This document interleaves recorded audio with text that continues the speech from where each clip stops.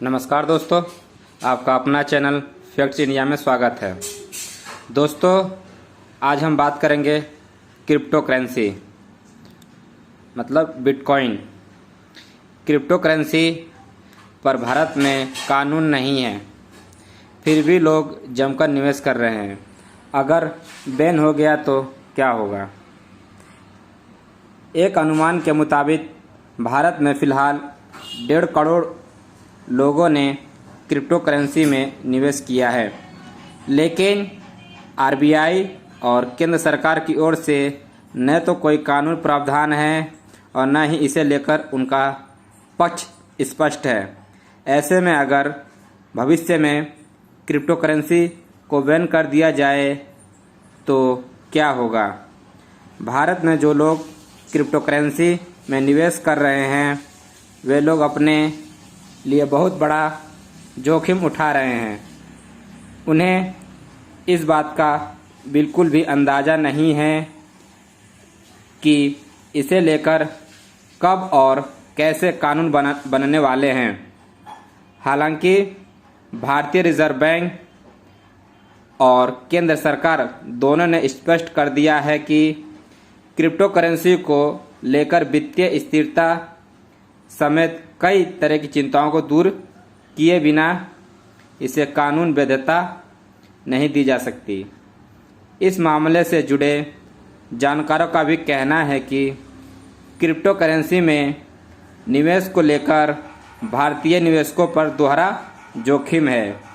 उनका कहना है कि जब तक भारत में क्रिप्टो करेंसी को लेकर नियम रास्ता साफ नहीं हो जाता तब तक यह एक तरह का जुआ ही है। एक्सपर्ट की यह राय है निवेशकों के लिए भी महत्वपूर्ण हो जाती है, क्योंकि पहले की तुलना में अब भारतीयों का रुझान क्रिप्टो करेंसी में निवेश को लेकर लगातार बढ़ने लगा है। भारत में फ़िलहाल कितना बड़ा है क्रिप्टो मार्केट? क्रिप्टो एक्सचेंजों के एक अनुमान के मुताबिक भारत में तकरीबन 1.5 करोड़ लोगों ने क्रिप्टो करेंसी में निवेश किया है। वर्तमान में भारतीय लोगों के पास करीब 1.5 करोड़ रुपए की होल्डिंग है। 350 ऐसे स्टार्टअप्स हैं जो ब्लॉकचेन और क्रिप्टो मार्केट से जुड़े हैं। वजीरेक्स और कॉइनस्विच, कुबेर समेत कई एक्सचेंजों पर यूजर की मांग लगातार बढ़ रही है। खुद क्रिप्टो एक्सचेंज अपने विज्ञापनों के लिए जमकर पैसा बहा रहे हैं। दूसरी ओर आरबीआई ने क्रिप्टो करेंसी को लेकर चिंता जाहिर कर दी है।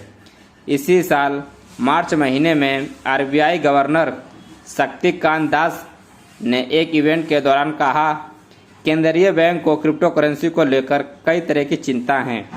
दास ने कहा, आरबीआई और सरकार दोनों वित्तीय स्थिरता के लिए प्रतिबद्ध हैं। हमने सरकार को क्रिप्टो करेंसी को लेकर कुछ बड़ी चिंताओं के बारे में बताया है। सरकार इस पर जल्द ही कोई फैसला करेगी। आरबीआई ने अब तक क्या किया है?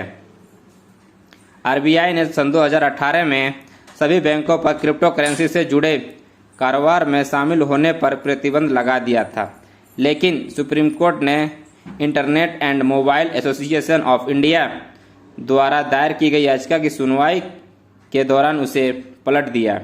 सुप्रीम कोर्ट ने कहा है कि जब इसे लेकर कोई नियम मन तैयार नहीं होता है तब तक आरबीआई वर्चुअल करेंसी को रेगुलेट कर सकता है, लेकिन इस तरह की करेंसी में कारोबार करना किसी भी पेशे में काम करने वाले के मूल अधिकार के दायरे में आता है।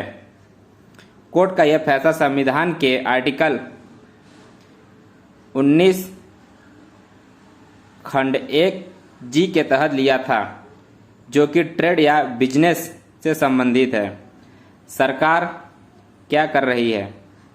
आरबीआई तो स्पष्ट रूप से क्रिप्टो करेंसी को लेन देन के माध्यम के तौर पर वैधता देने में पक्ष में नहीं है।